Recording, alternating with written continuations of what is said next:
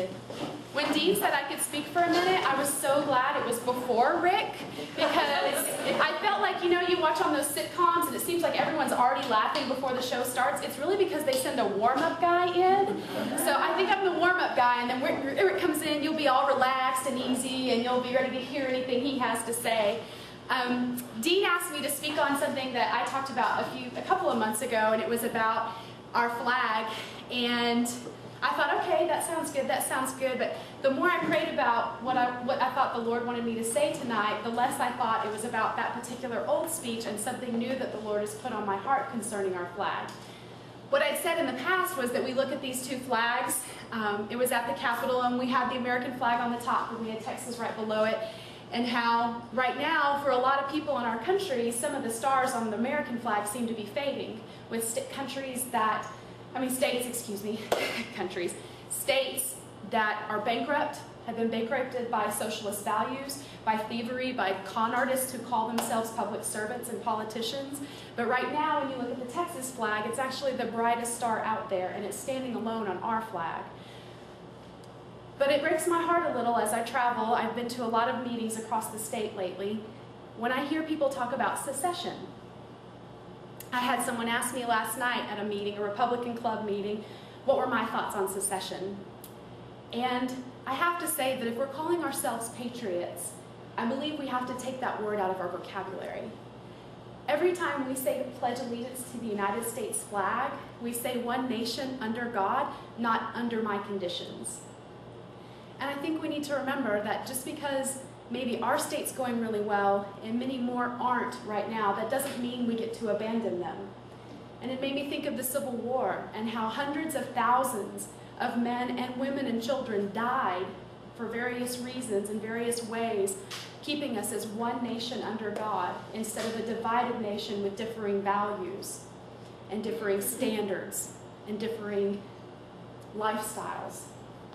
And so when I hear people shout out things like secede at Tea Party rallies, I just want to go, shh. That's like wishing divorce on a family. And if we say we're one nation under God, we have to remember that long before Abraham Lincoln, a very brilliant man, said it, Jesus said first, a house divided against itself cannot stand. We cannot say our pledge and then in our hearts keep to ourselves that we'll only remain committed if it's under the conditions we like. Because we have to remember there are millions across this nation that for whatever reason cannot fight the battle in their own state to make it well, and they need the leadership, they need the light, and they need the values of Texas to help be a guiding light in this very dark storm of our country. So I just want to encourage you, when you hear people talk about that, and when you even think about it, you want to quit because Obamacare makes you want to throw up, and you know they're not going to pay for your doctor bill when you do. I want to encourage you to think about that.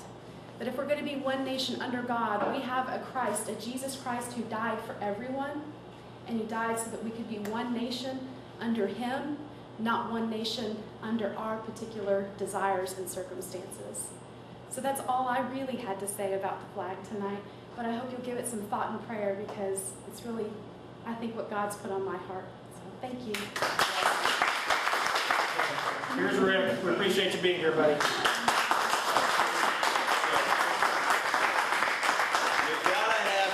Yeah, we got Cliff Lee. I mean, I know the first game didn't go so well, but we still have faith and are looking forward to a great season. Leela, perfect. Only problem with that was I want you to come back and do that in the fourth session, because in the fourth session, we're even going to talk about things like nullification and what the right way to actually speak out against the federal government is and how to protect the 10th Amendment and stand up for the 10th Amendment without violating the Constitution. I think your heart's exactly where mine is. In fact, I was in San Angelo a couple of months ago, and a guy had driven all the way out to Nevada. You remember when they had the big rally and Searchlight? And he goes all the way out there with a buddy of his. They drive all the way from San Angelo to Searchlight, Nevada. And he said they had these huge Texas flags that they were flying. And he said, you wouldn't believe, out of all those thousands of people, over and over and over again, people were screaming at him, don't secede, we need you.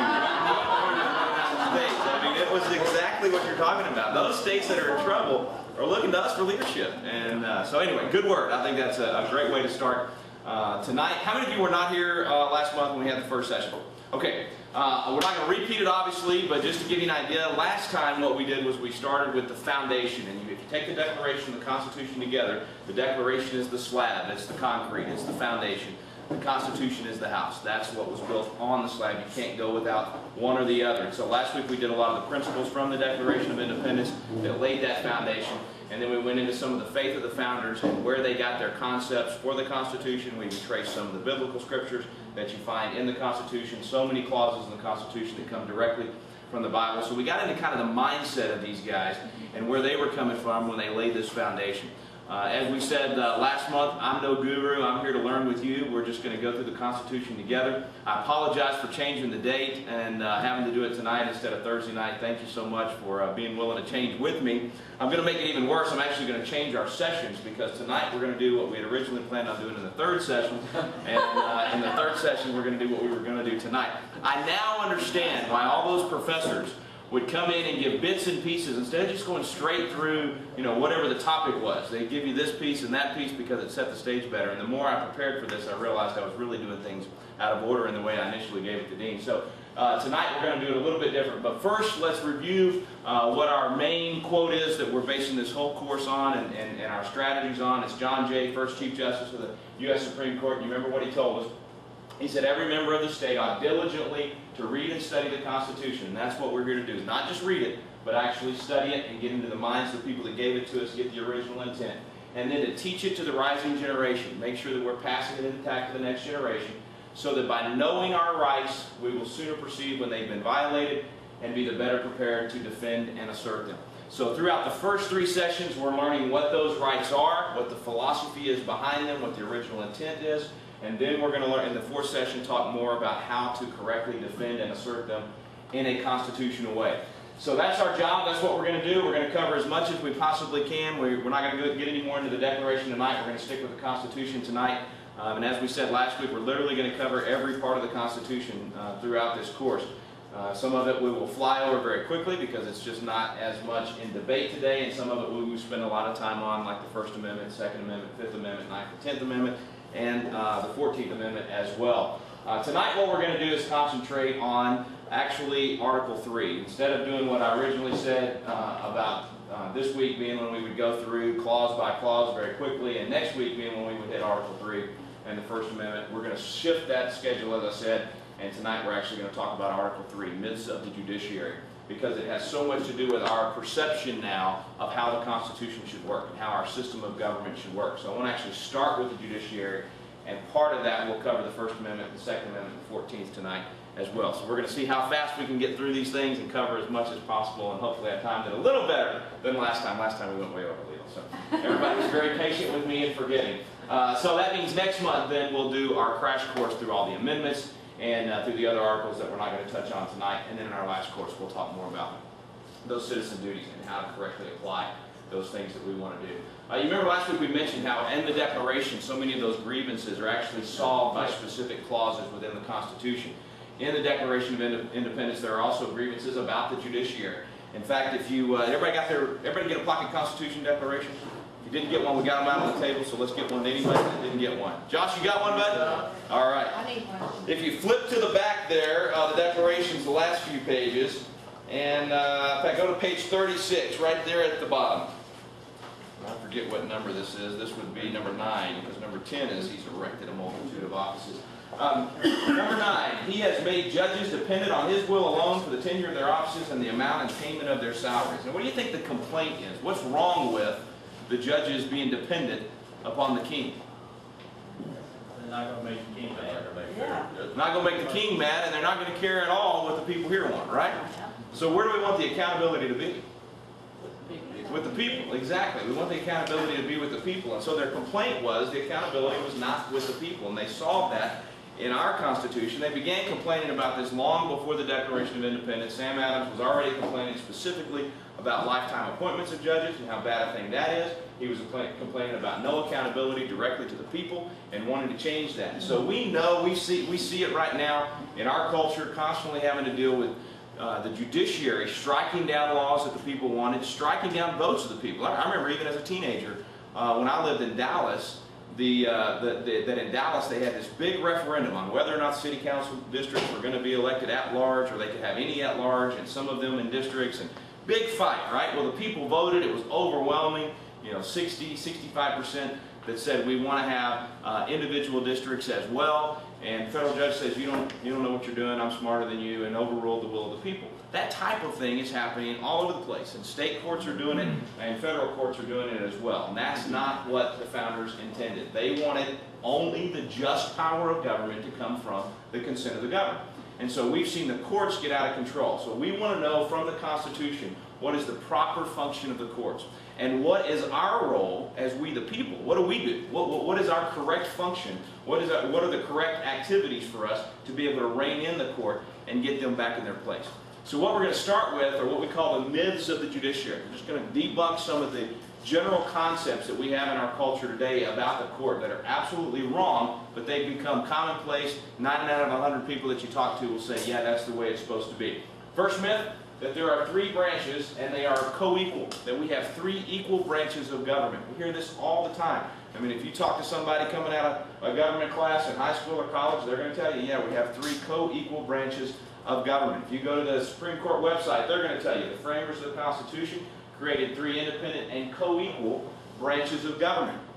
However, if you go back to the guys that gave us the Constitution, you go read the Federalist Papers, if you read Jay, if you read Hamilton, if you read Madison, you'll find something totally different. Those 3 guys explained to us that we do not have 3 equal branches of government, and we never would, because it would not work.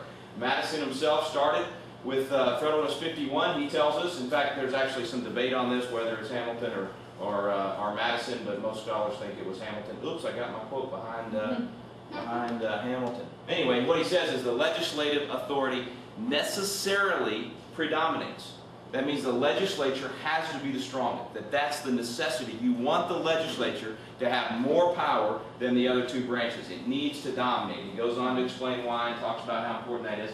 But Hamilton does the same thing in Federalist 78. He talks about the fact that the judiciary should be the weakest. You don't want it to be strong. He said the judiciary is beyond comparison the weakest of the 3 departments of power. The general liberty of the people can never be endangered from that quarter. I think he got that one wrong. I mean, maybe they weren't endangered back then, but because we have the wrong view of the proper function of the court, now we are endangered from that quarter. But here's why he said we shouldn't be.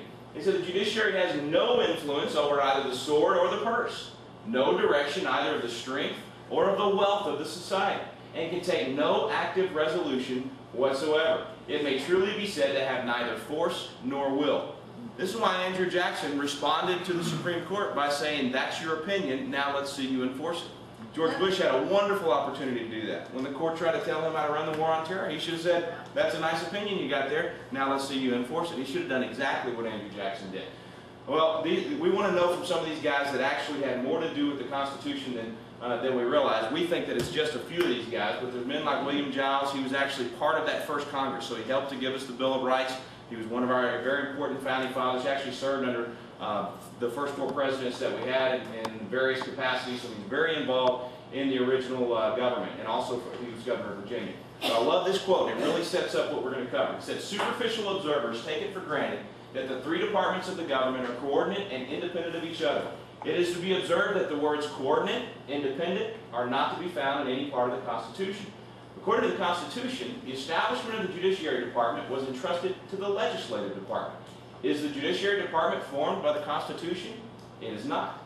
It is only declared that there shall be such a department, and it is directed to be formed by the other 2 departments, who owe a responsibility to the people. The number of judges, the affirmation of duties, the fixing of compensations, the fixing the times when, the places where the court shall exercise the functions are left to the entire discretion of Congress. Congress may postpone the sessions of the courts for 8 or 10 years and establish others to whom they could transfer all the powers of the existing courts. The spirit, as well as the words of the Constitution, are completely satisfied provided one Supreme Court be established. I think Congressman Steve King sums this up better than anybody else. He put it this way. He said that constitutionally, Congress can reduce the judiciary to nothing more than Chief Justice Roberts sitting at a card table with a candle. He's saying that Congress has the power to abolish every federal court currently existing other than the Supreme Court. and then they can decide how many members they want on the Supreme Court.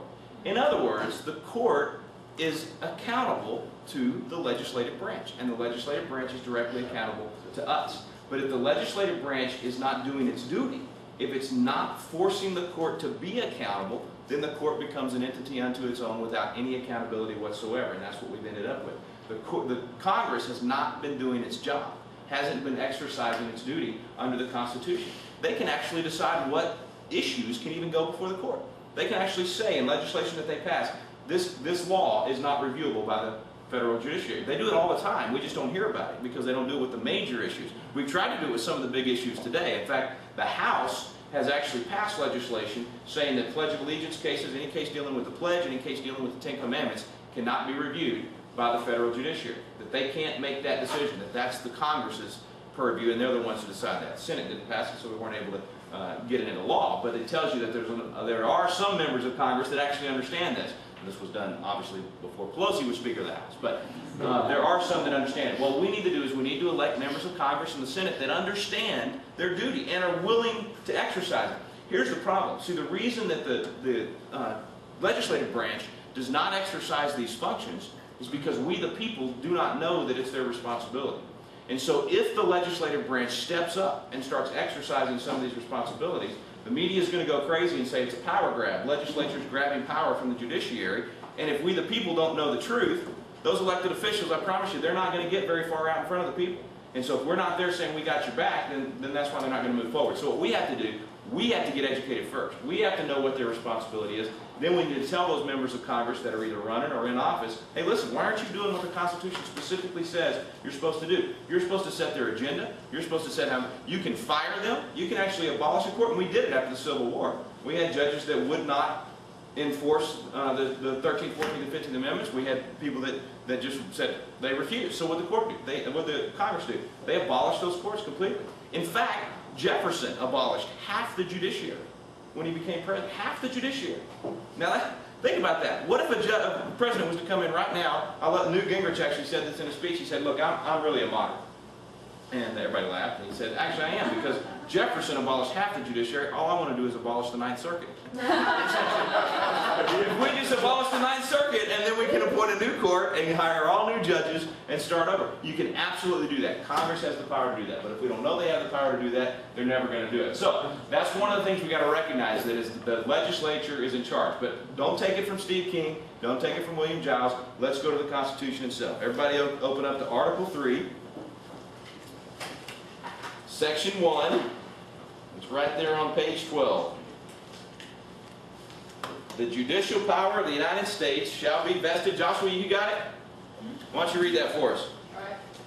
The judicial power of the United States shall be vested in one Supreme Court and in such inferior courts as the Congress may from time to time ordain and establish. Okay, so who's going to decide how many other courts we're going to have?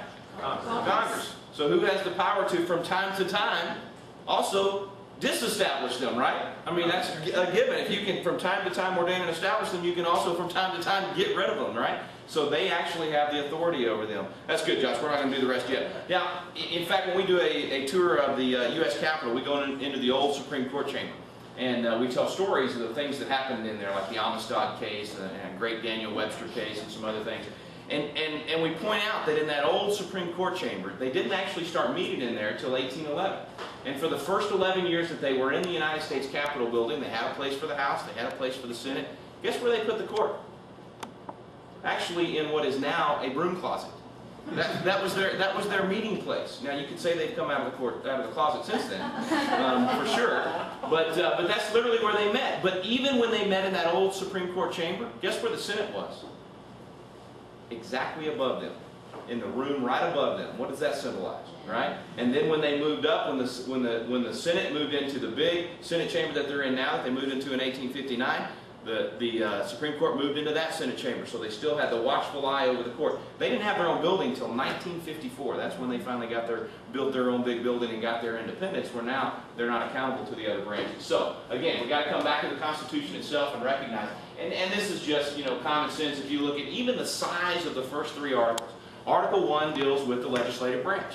It's 53 paragraphs in this particular, the way that it's drafted in this particular Constitution. It's actually the Article 2, which is the President, is 13 paragraphs. Guess how many the Judiciary is? It's 6. Come on, 6, there we go. So, I mean, that just gives you an idea. Look how much more time in the Constitution was spent on the legislative, and if you actually went by lines or by words, it'd be much more despairing, because in the Article 1 and Article 2, you got these huge, long paragraphs. But you get my point. We don't have 3 equal branches. They're absolutely not equal. And I love what Jefferson said. He said, we don't have 3 equal branches. He said, you always want to have the judiciary be the weakest, because he said, if the judiciary ever becomes equal to the other 2 branches, then they will have the final say on every law in America, and we will be ruled by the despotism of an oligarchy. That's what we have right now. We're being ruled by the despotism of 9 judges. They are deciding what the law is in America, rather than our elected representatives. We'll talk later about who has the right to decide constitutionality, not just the court. But that's myth 1. The 3 branches are co-equal. They are not co-equal. The judiciary should be and was intended to be the weakest. It still says at the top of any federal opinion, the opinion of the court, right?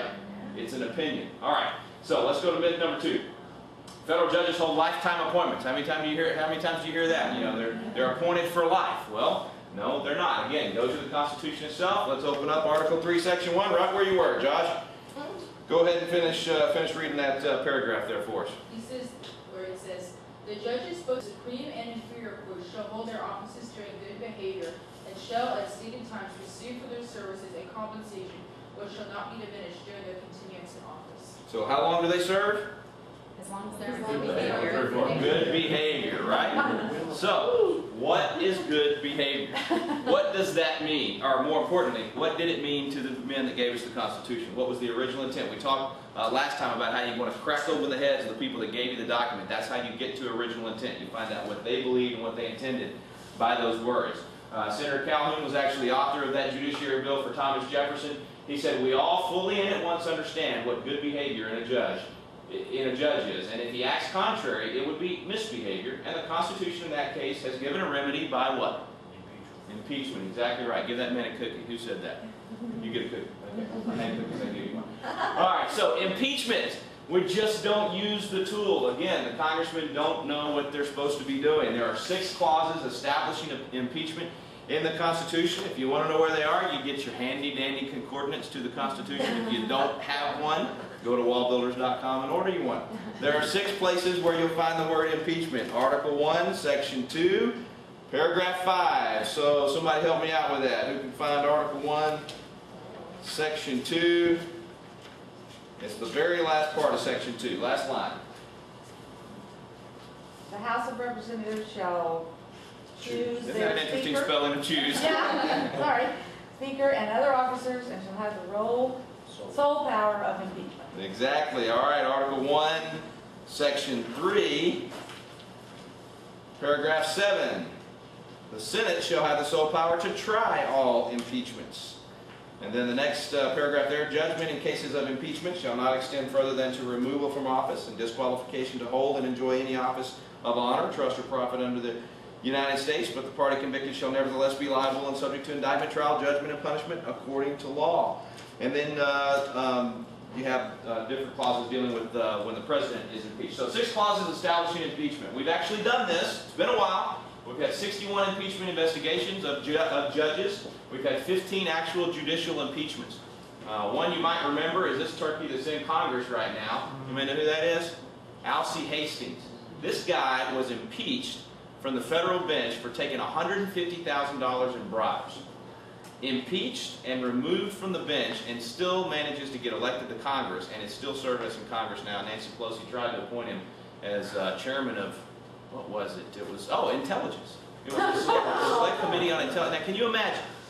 There was enough uproar because people like Rush and Beck and others raised enough uproar that we started making the phone calls that we kept him from getting the appointment. But he's still serving Congress, still drawing his $150,000 salary, and they're actually making decisions for our nation. But just an example of the type of folks that have been impeached. But sometimes we think it has to be something that bad to be impeached. What constitutes a breach of good behavior? Here's some of the reasons they impeached in the past, earlier when the founders were around. Because a judge issued an order contradicting an act of Congress. You wouldn't have many judges left on the bench today if we did that. But I promise you, you'd only have to impeach a couple of them. The rest of them would stop issuing orders contradicting an act of Congress. Drunkenness in private life, not just public, private life, rudeness in the court, profanity, and judicial high-handedness. Just give you some examples. This fellow here is Joseph Story. He's actually the father of American jurisprudence, amazing guy. He was actually 32 years old when appointed to the United States Supreme Court. Youngest man ever appointed to the Supreme Court. He served from 1811 to 1845. His commentaries on the Constitution are must-read. He's actually the guy that handed down the decision in the Amistad case, if you ever saw the movie Amistad. And in the movie, a former Supreme Court Justice, Harry Blackmun, actually played Joseph Story. I thought that was pretty cool. Okay, he said the offenses to which the power of impeachment has been and is ordinarily applied as a remedy are what are aptly termed political offenses. You know, we always hear high crimes and misdemeanors, and we think that it's only if they do something that's a high crime, meaning something that's criminal and they've been convicted of it. He says they're aptly termed political offenses growing out of personal misconduct or gross neglect or usurpation or habitual disregard of the public interest. Impeachment partakes of a political character as it respects injuries to the society in its political character. The constitutional provision on impeachment holds out a deep and immediate responsibility as a check upon arbitrary power. Even Chief Justice John Marshall himself said the present doctrine seems to be that a judge giving a legal opinion contrary to the opinion of the legislature is liable to impeachment. What he was saying was, I'm getting scared, because he said that now I understand that they really will hold us accountable if we try to overrule the legislature. Hamilton, impeachment is a bridle in the hands of the legislature. That's a great word picture, right? I mean, that's the legislature's way. They've got the bridle on the court, and they're able to rein them in and keep them from getting out of control. Each branch is furnished with constitutional arms for its own effectual powers of self-defense. Now, what happens when you have three branches of government? If one branch encroaches upon the power of another, and the branch upon which they were encroached does not push back, if you don't push back against them, you lose that power. Sooner or later, that power has been ceded, and year after year, decade after decade, sooner or later the people assume that was the role of the court in the first place.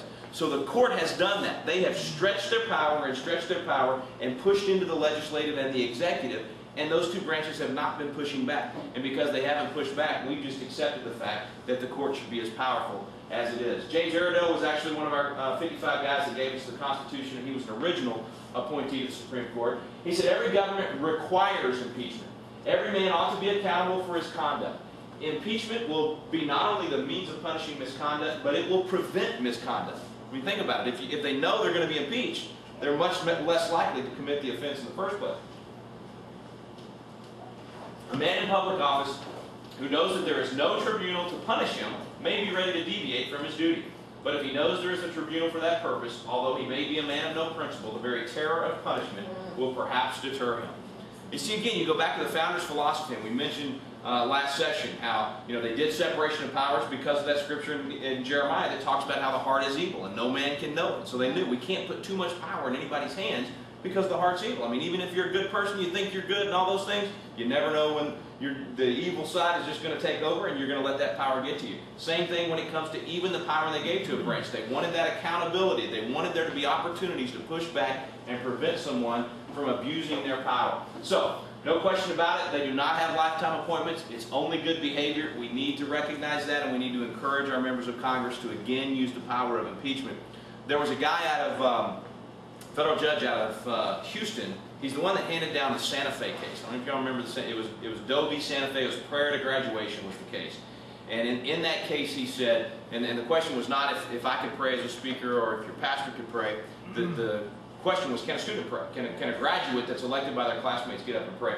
And what this guy said, I'm forgetting his name now, drawing a blank, maybe I'll remember in a minute. Anyway, what he said in the case was, I'll tell you his quote because I've used it so much, but he said, this court will allow prayer if it's a typical non-denominational prayer, but the prayer must refer to God or the Almighty. It may not refer to Jesus. He said, make no mistake, if this court will have a United States Marshal in attendance at the graduation, and if any student offends this court by mentioning Jesus in a prayer, the student will be summarily arrested and face 6 months incarceration. Now, first of all, I mean, what is a judge doing threatening having a U.S. Marshal there anyway? I mean, that's an absolute, he doesn't have the power to do that at all, but he's trying to scare them out of even being able to pray. Kent, that's the guy's name, James Kent. He was finally impeached. They didn't actually convict him. They cut a deal and he ended up quitting. Finally, the only reason they did it finally is because he was groping so many secretaries in the office that they got enough complaints that they finally said, enough, you're embarrassing us to the point. No problem that you're going to keep kids from praying, but you know, if you do that, anyway. Bottom line is that's the last guy that's been impeached, and that was about a year and a half ago, and they didn't actually go to a conviction on that one. So hopefully that will both set a stand, and maybe we'll start saying, hey, it's not so crazy for a judge to be impeached. We need to be doing it more often. All right, third myth of the judiciary. Only judges are capable of determining constitutionality, and their primary responsibility is judicial review. You learn that if you go to the Supreme Court website. They'll tell you as the final arbiter of the law, what Thomas Jefferson warned us against. The court functions as guardian and interpreter of the Constitution. So is the court the only proper function, only proper entity to be interpreting the Constitution for us? The encyclopedia even tells us the Supreme Court's principal power is judicial review, the right of the court to declare laws unconstitutional. Well, let's go back again to the folks that gave us the Constitution and see what they said about this. The argument is that the legislature itself has no right to expound the Constitution. That whenever its meaning is doubtful, you must leave it to take its course until the judiciary is called upon to declare its meaning. I beg to know upon what principle it can be contended that any one department draws from the Constitution greater powers than another in marking out constitutionality. Nothing has yet been offered to invalidate the doctrine that the meaning of the Constitution may as well be ascertained by the legislative as well as by the judicial authority. Now folks, that's James Madison. I mean, he gave us the Federalist Papers. He was one of the main ones at the Constitutional Convention. He's one of the main ones pushing it through for ratification. It would have never been ratified in Virginia, so, I mean, believe me, Patrick Henry would have won, and he almost did in Virginia, but Madison was the one pushing it through. And he tells us that the legislature can also determine constitutionality. It's not just the court that can do that. Elbridge Gerry, Vice President of the United States, and one of the guys that gave us the Declaration of Independence. It is quite foreign from the nature of the judiciary's office to make them judges of the policy of public measures. In other words, their job is not to write the law. That's the legislature's job. Their job is to apply the law to specific fact circumstances. That's what the court should be doing. Thomas Jefferson, the opinion which gives to the judges the right to decide what laws are constitutional and what not, would make the judiciary a despotic branch. The Constitution, on this hypothesis, is a mere thing of wax in the hands of the judiciary, which they may twist and shape into any form they please.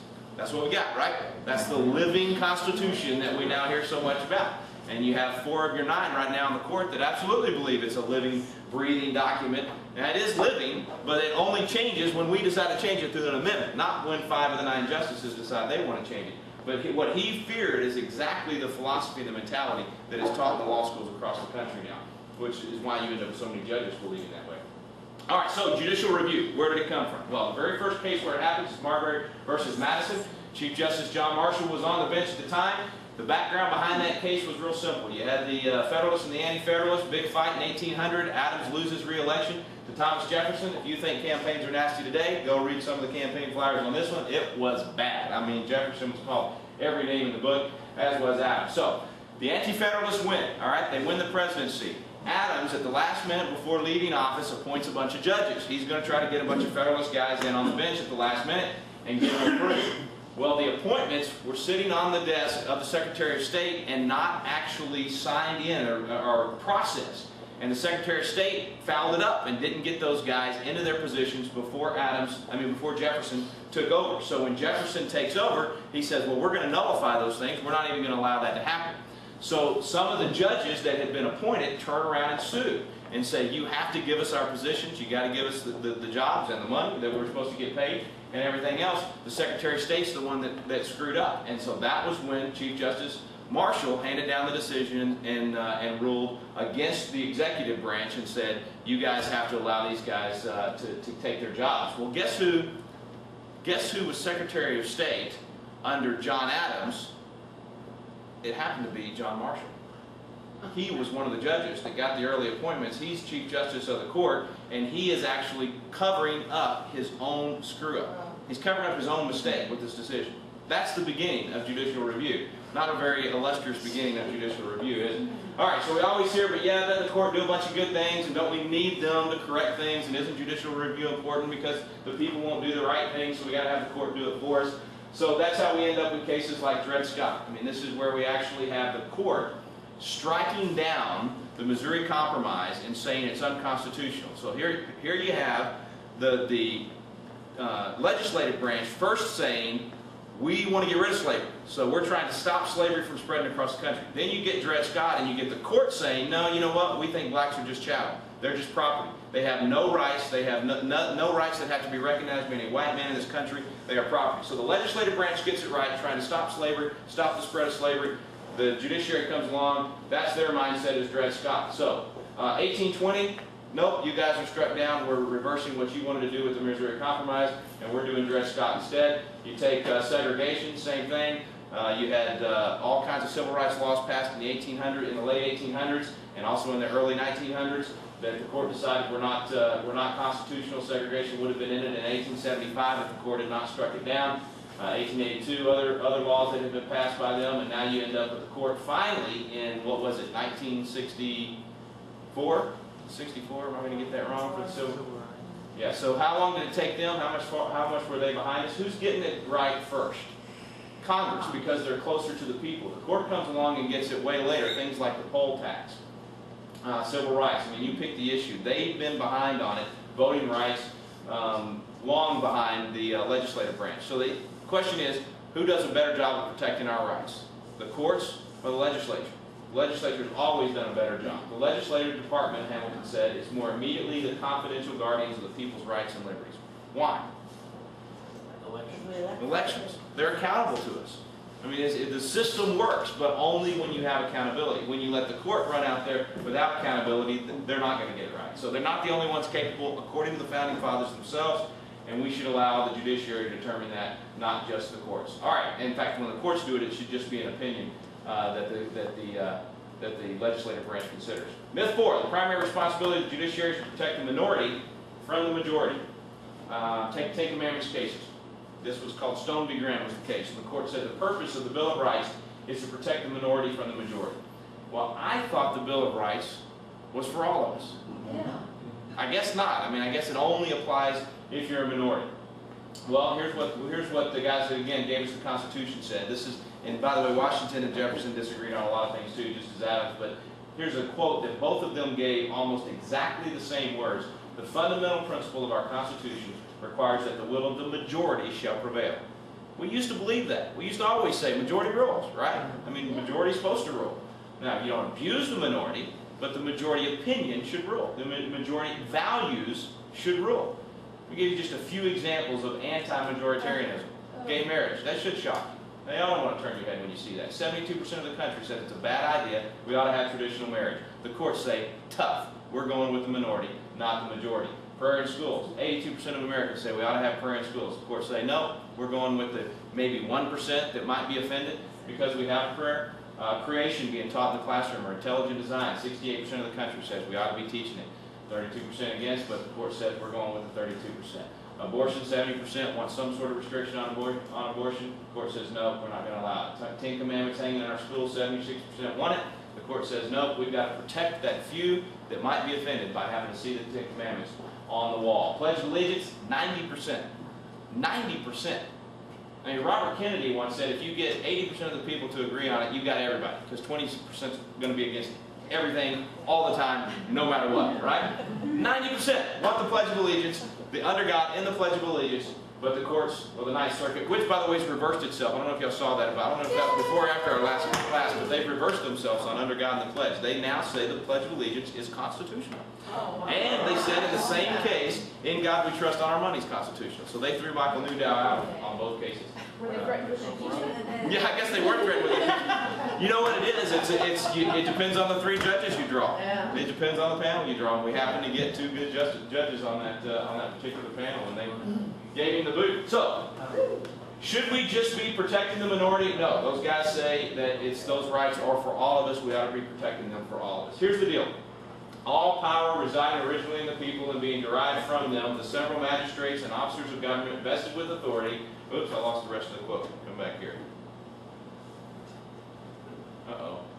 They must have deleted it. I can't just cheat y'all from that one. It's too good. I don't have that one memorized. I guess I did. I deleted it. The bottom line was it said that the power is vested in you, and that if you don't exercise it, you will lose it.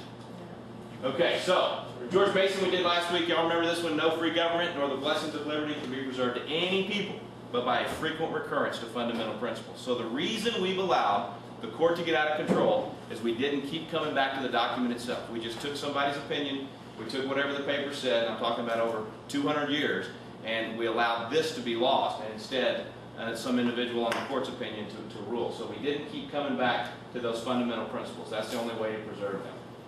Here we go. All power residing originally in the people and being derived from them, the several magistrates and officers of government vested with authority, whether legislative, executive, or judicial, are their substitutes and agents and are at all times accountable to them. So, all of these branches, all of the people serving us in all three branches, they are vested with our authority, and therefore they are always accountable to us. The system will work, but we have to work it. So number one, we got to recognize there are not three equal branches. That's the first myth.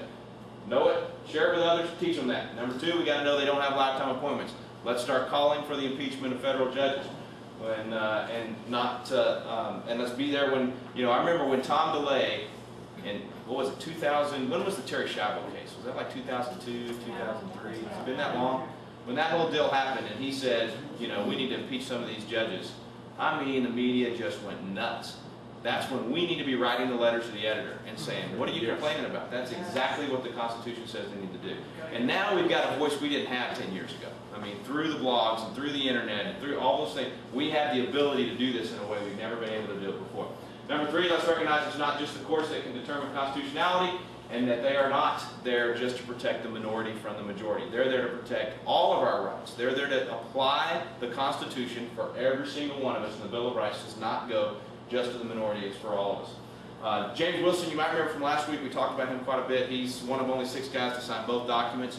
He was an original Supreme Court justice. He was actually the second most active man at the Constitutional Convention. So he had a huge influence on the document itself and actually wrote some of the first commentaries on the Constitution. Unfortunately, he started our law school system in America, so we blame him for too many lawyers. But he said, here the people are masters of government. Elsewhere, the government is master of the people. It's a big difference. I mean, we don't realize we actually have something that is unique in the history of the world. If you really think about the freedoms we have and the fact that these guys do work for us and not the other way around, that's very unusual. We're pretty spoiled to it. But tyranny is normal. Oppression is normal. Most people that ever lived on the planet, that's what they got. I mean, we can't even imagine somebody actually waking us up in the middle of the night and dragging us off to prison and not getting a hearing, not getting before a judge for 2, 3, 4, 5 years, being in a sewer of a prison where you're lucky if you survive. That's the way of the world. I mean, people all over the world deal with that. Forced abortions, things like that, they're happening right now in places all over this planet. And it used to be that they happened even more in more places, or even on the entire planet. We're kind of in the exception to the rule right now. We're living in this space and time that is very, very unique in the history of the world. We need to recognize that and realize how blessed we are. But this one really bothered me. I will give you judges as at the beginning and lawyers as at the first. Then you will be called the city of righteousness, the faithful city. You know what that means? We got to fix the lawyers and the judges before America will again be the city of righteousness, the faithful city. That's quite a challenge. That might scare you a little bit, but it can be done. It absolutely can be done. I tell you, there are, I think, I've lost count now at the number of law schools now that have been started and become approved and have tons of graduates every year graduating that are good biblical worldview, founding fathers philosophy folks that are churning out good lawyers every year. There's all these organizations now like Alliance Defense Fund and Liberty Counsel and ACLJ and Pacific Justice Institute. I mean, these are all attorneys that are good guys and gals that are fighting. I just spoke to about, I don't know, 300 or 400 of them in Chicago, and they're on the front lines fighting for us and defending our values and taking these religious liberty cases and Second Amendment cases and all kinds of constitutional battles. And doing it pro bono. I mean, they're fighting for us for free. So there are some great lawyers out there. I don't mean to be dissing on all the lawyers. I are one. But there is a shift taking place right now. There's a lot of good young men and women. In fact, I can't tell you, it's really neat to as I travel and speak, I'll have an 18 or 19-year-old come up to the table and say, I feel like God's calling me into the judiciary. Someday I'd like to be a Supreme Court justice, or, that's where I want to serve. And I mean, that's great that God's putting that on people's hearts, and they realize that public service is a legitimate mission field. It's a good place to go.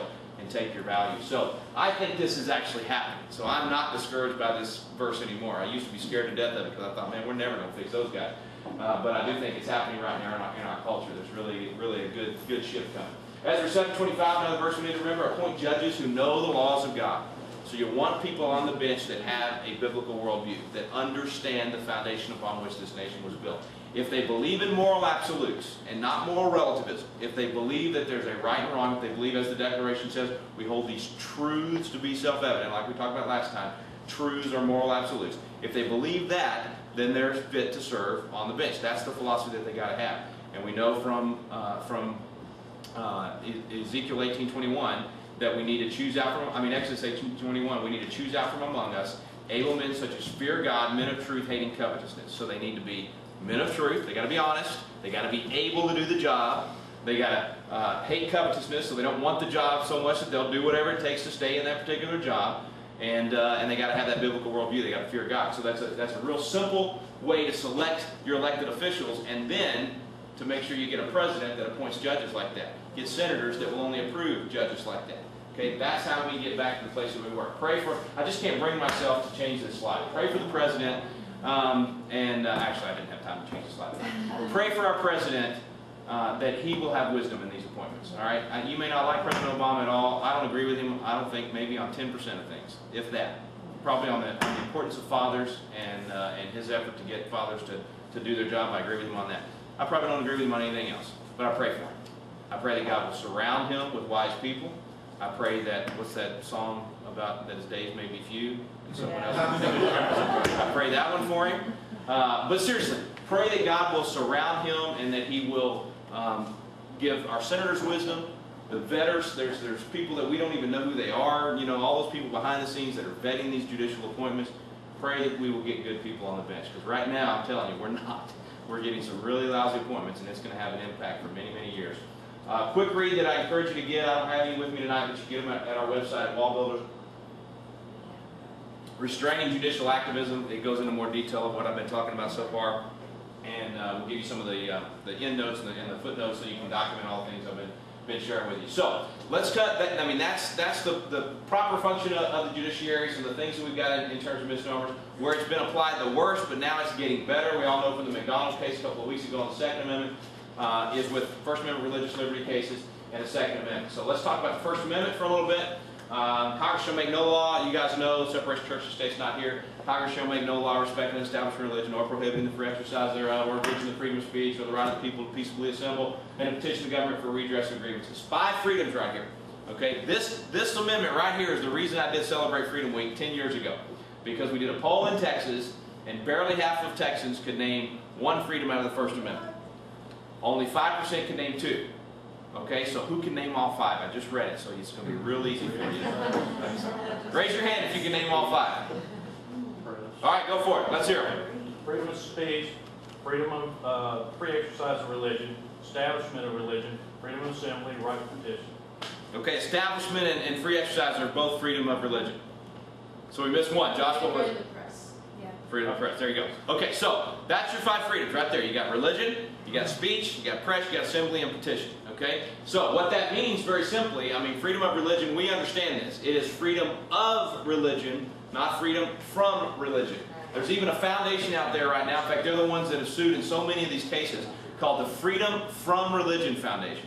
Now think about what that means. That doesn't mean I want to be able to live out my faith or lack of faith. I want to choose to be an atheist, or I want to choose to be an Anglican, or I want to choose. It doesn't mean that. What it means is I want to keep you from expressing any faith whatsoever. So regardless of what I believe, I want to make sure you are not able to express your faith and that in any way offends me. So that's not what they gave us, but that's what the fight is about, and that's what most of these charges are in most of these cases.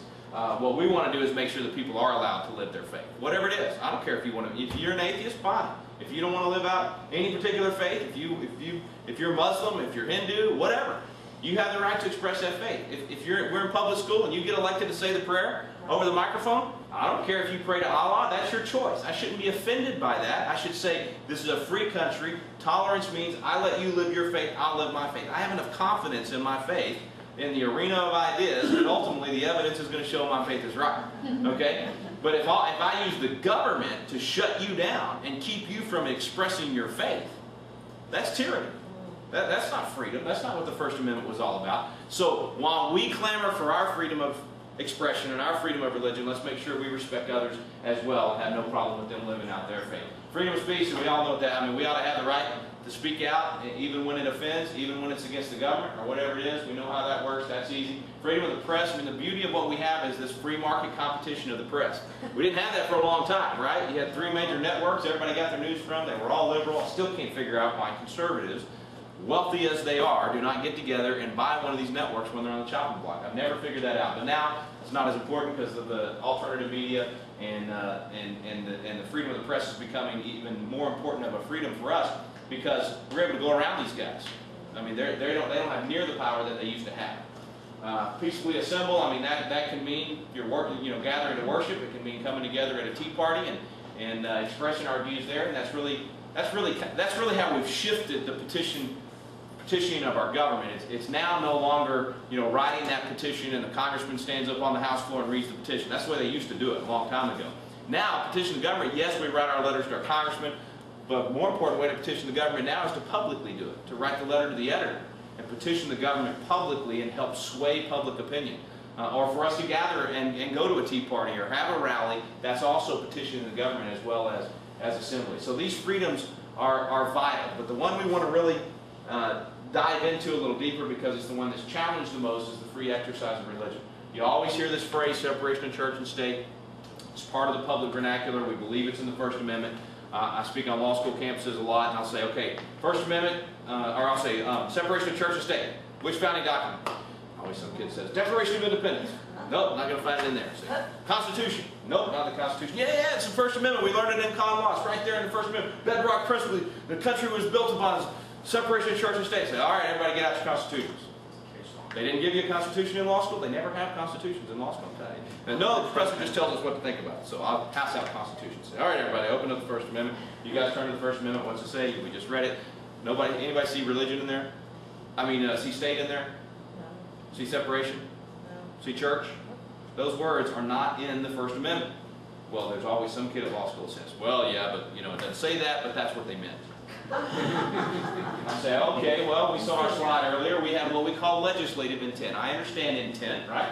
We have legislative intent. That's where, law gets passed and everything you say on the floor goes in the journal. I mean, when we stand there at the House floor, where Paul's going to be soon, he'll get up at that front mic just like the rest of us.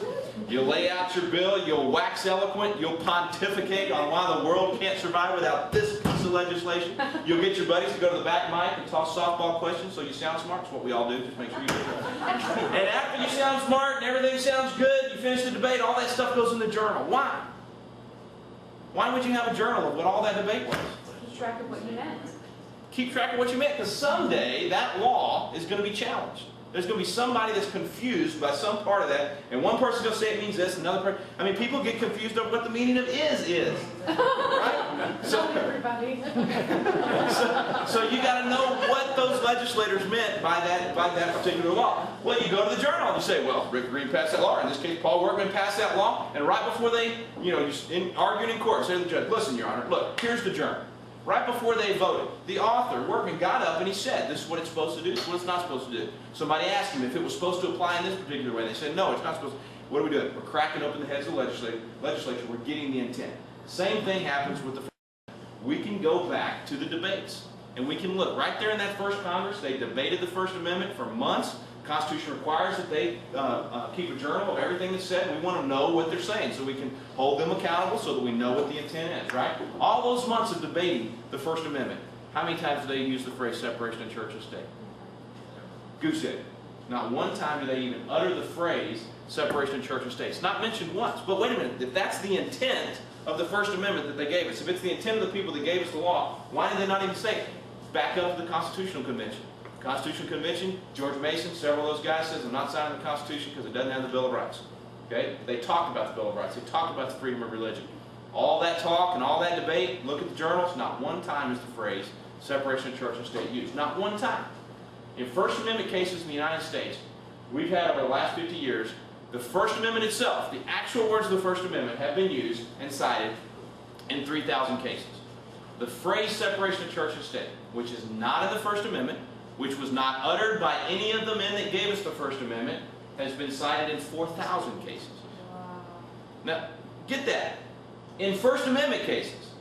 What kind of cases? First Amendment cases, you'd think the First Amendment would be cited more often than a phrase that is considered to be equal to the First Amendment. In fact, for the court, the First Amendment metaphor, the separation metaphor, that actually is the First Amendment to the court. That's the way they've treated it now. So separation of church and state has become the First Amendment.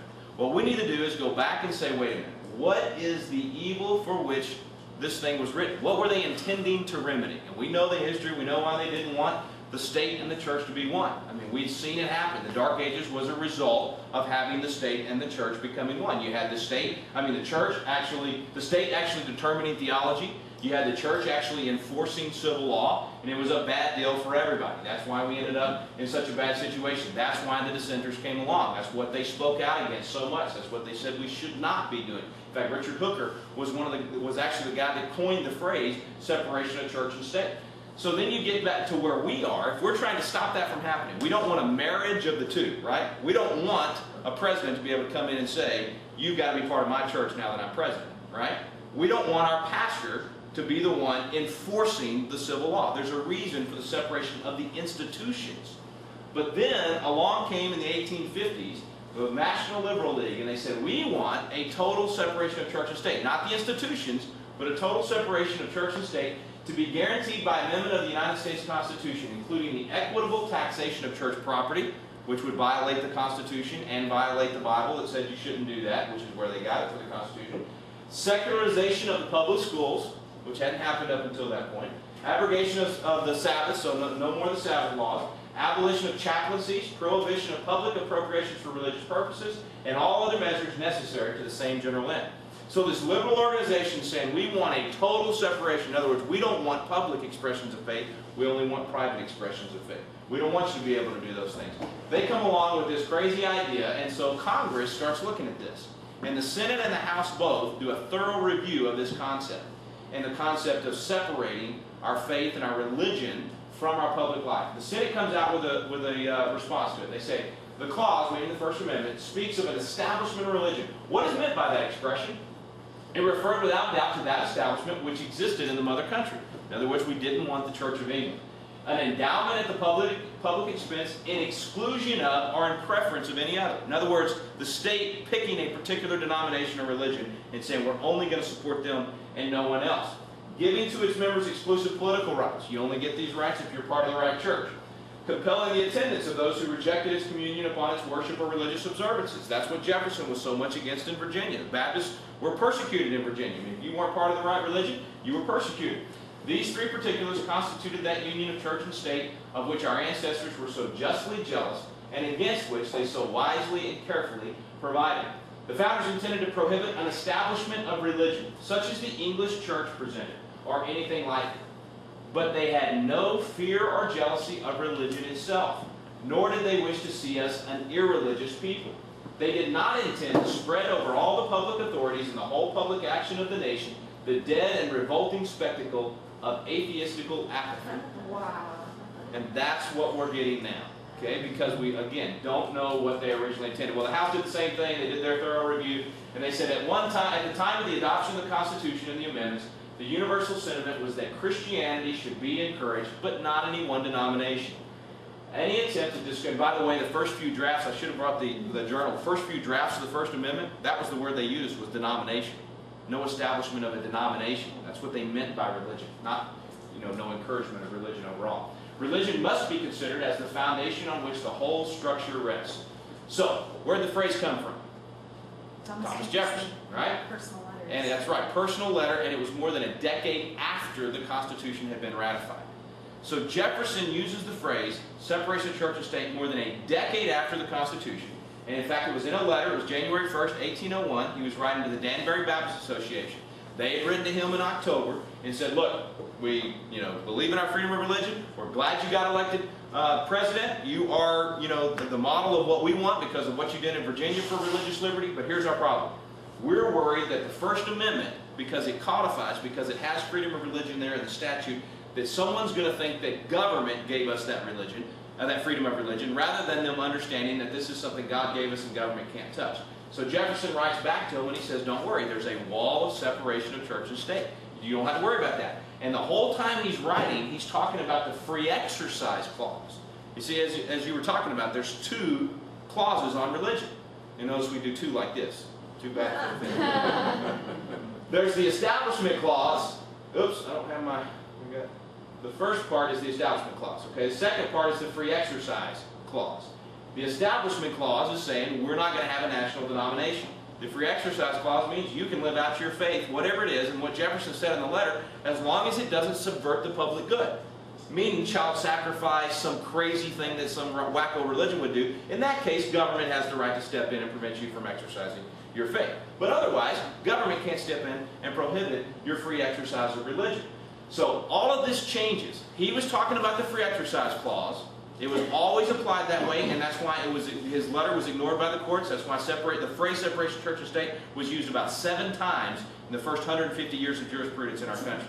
Okay, so those 4,000 in the last 50 years, compare that to 7 times in the first 150 years. Here's where it changes. 1947, Everson Beach Board of Education, Hugo Black, who, by the way, was a grand wizard of the KKK, okay, big KKK guy. Well, he decides he's going to shift it. He's going to take Jefferson's words, and instead of quoting the entire letter, which is in the few times that it was quoted before, they actually quoted his entire letter saying, you can't get rid of religion in America. This is a religious people. Black instead says only the 8 words, wall of separation of church and state, and he applies it to the not to the establishment clause. Not to the free exercise clause. He applies it to the establishment clause. And after that, that's when you get 4,000 cases building on Hugo Black's, totally changing the meaning of Jefferson's letter, totally changing the meaning of the First Amendment. One decision by the court changed all of that. And that's when you get in 1962, Ingle v. Vitale saying no prayer in schools, Abigail v. Murray v. Collette was 63, no Bible in our schools, and all those cases just built upon that as a result of one court saying that they didn't, what they believe. So, now, here's the problem. We just used the wrong head. We cracked open the wrong head. Jefferson had nothing to do with the First Amendment.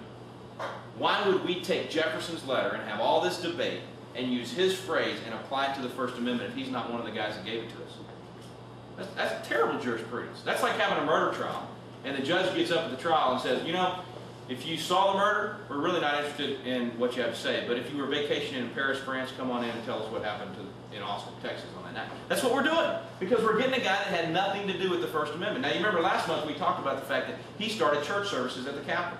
Remember when we talked about that? He's the guy that started church services at the Capitol. In fact, those church services got so big, they had about 2,000 people a week meeting at the United States Capitol on federal property at church. And he attended church on federal property throughout his presidency. Now, he obviously didn't mean what we say he meant by separation of church and state if he's going to church on federal property. We did all that last session, so I'm not going to do that again. So that was the pastor that he went and saw 2 days after he wrote the letter, by the way, attended church. They had chaplains from the beginning. 1867 is when they had 2,000 by then, 4 different churches. I didn't think I had all this in here. Sorry, I'm going to fast forward so we don't go over.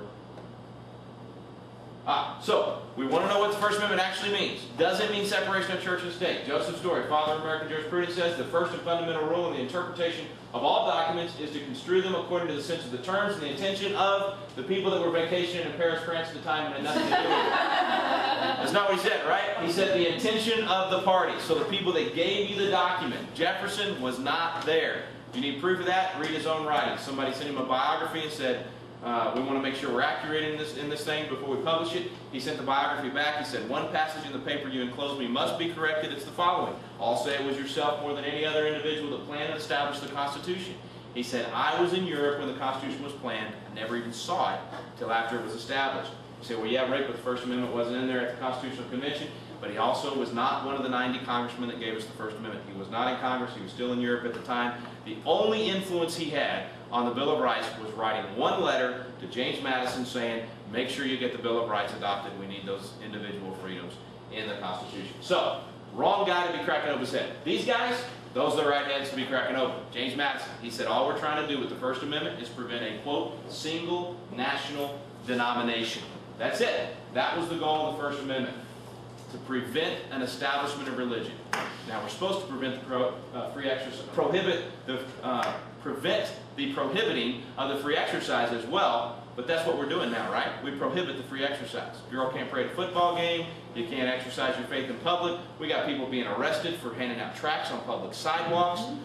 Chaplain in North Carolina just a week and a half ago removed from the job because he refused to strike Jesus Christ from the closing of his prayers. I mean, those types of things are happening all over the place. That's prohibiting the free exercise thereof. It's simply because we don't know what the document itself says and what the people that gave us said.